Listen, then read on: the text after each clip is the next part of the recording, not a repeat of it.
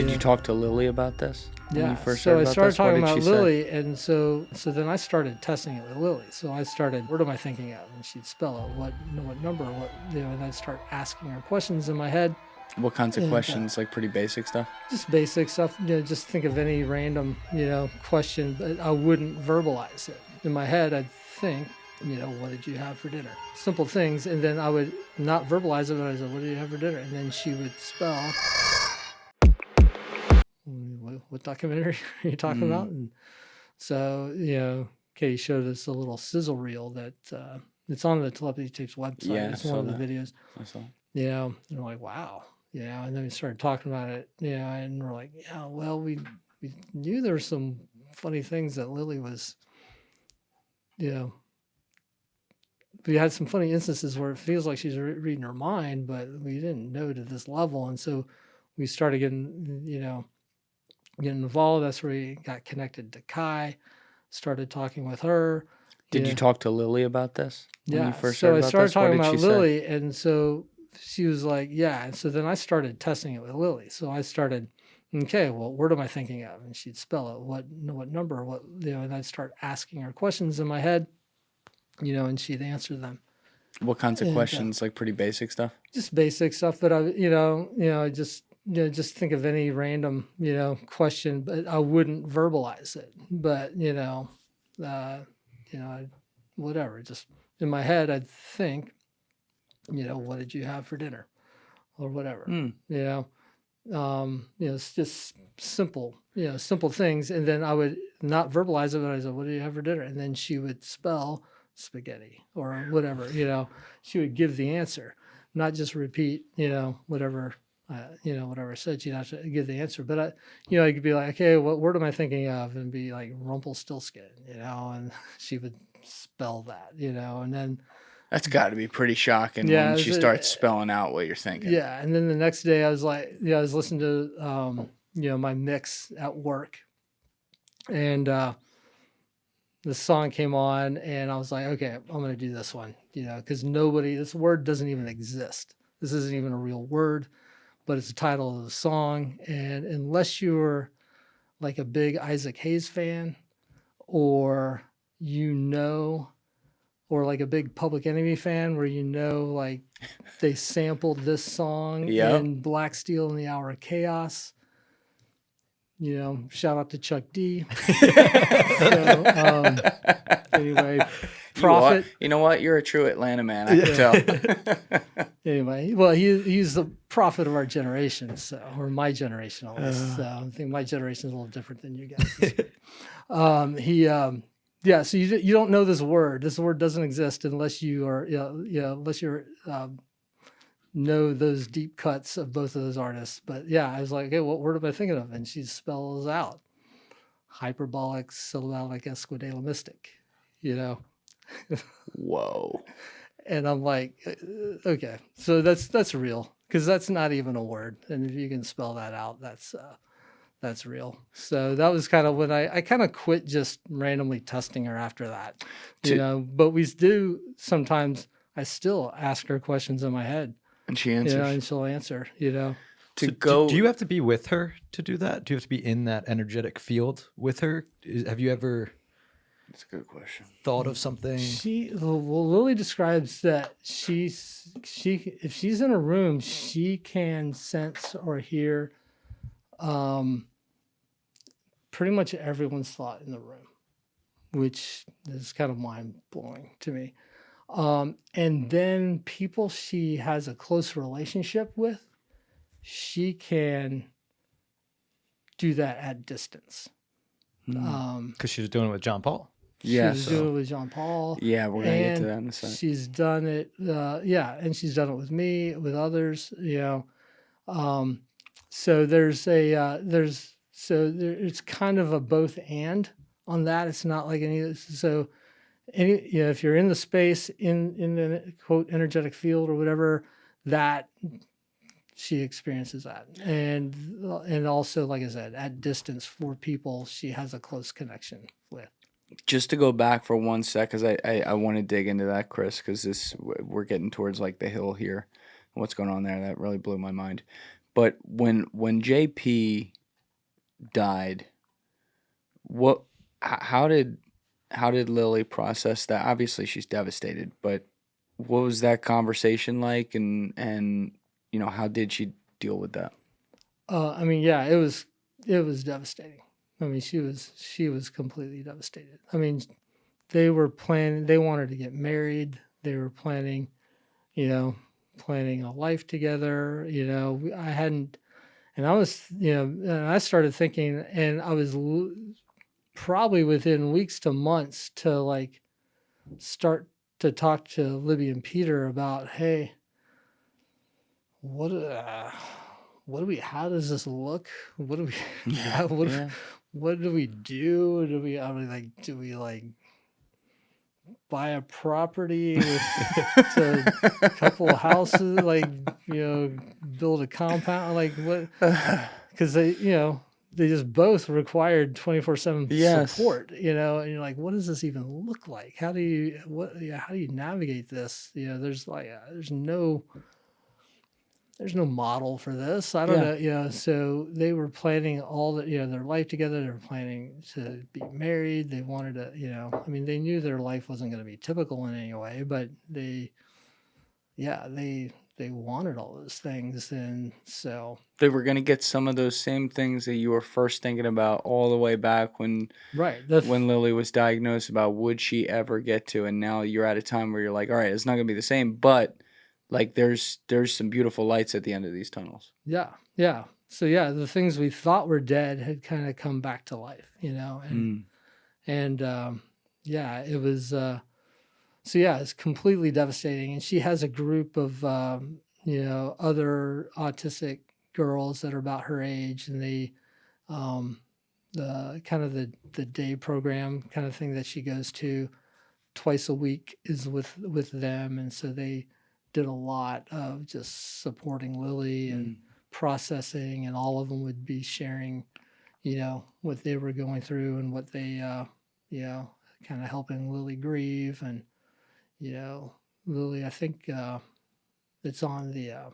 website. It wasn't really in the podcast, but Lily wrote a eulogy for John Paul. And, I think one of the recordings, there's an audio recording, I think, of it on the website. On the Telepathy Tapes website? Yeah. Can we pull that up, Alas? So she wrote a eulogy Lily, John for Paul him, eulogy. And a lot of... To the Telepathy Tapes. There's a lot of different stuff she... let's see. Sign up to view this. Okay. All right. We can't do that. That's too much right now. Yeah. So, I don't have it readily called. That's amazing, though. She wrote the eulogy for him.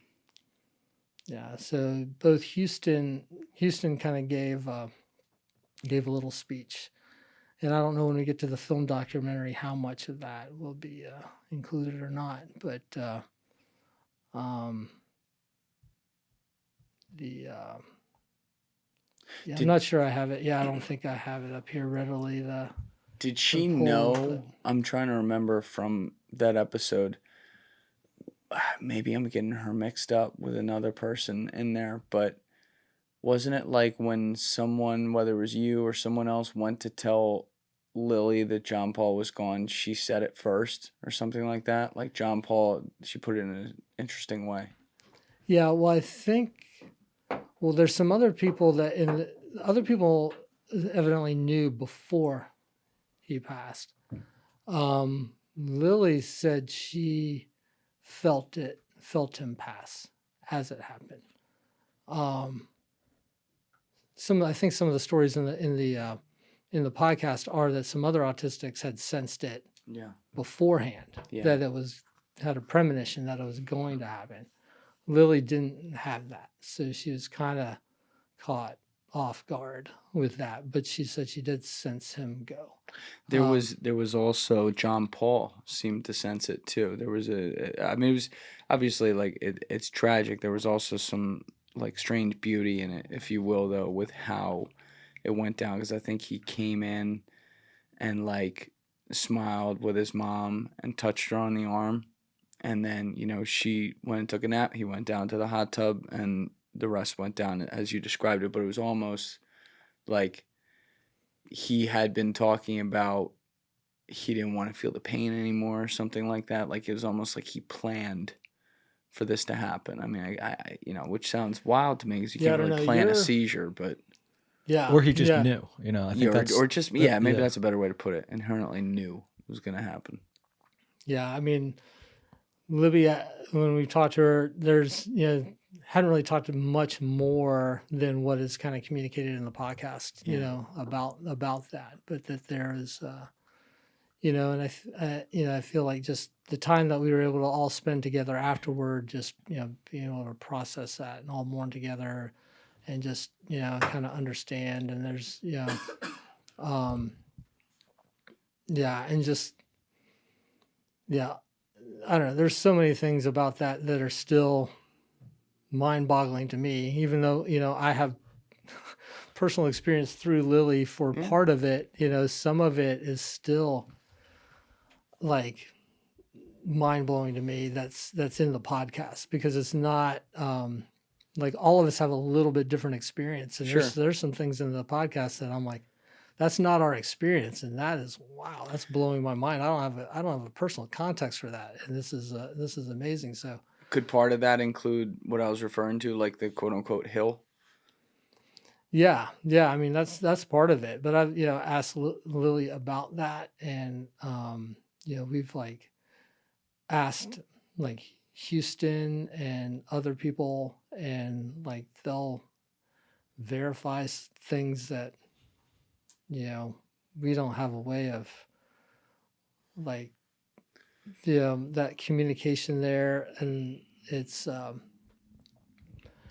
that's another part that's kind of mind blowing, too, that they have that. And that to me was fascinating is in the podcast, how it unfolds is that people from Arizona talking about the hill. Yes. And like, we don't know those people from Arizona, people from, Wisconsin and Minnesota. Yep. They're like, and they're using the same terminology, and like Kai hadn't told them about the hill. They're like, and they're so it's that one's still blowing my mind. That is that's part of it. But Lily talked about that and in the podcast quite a bit. And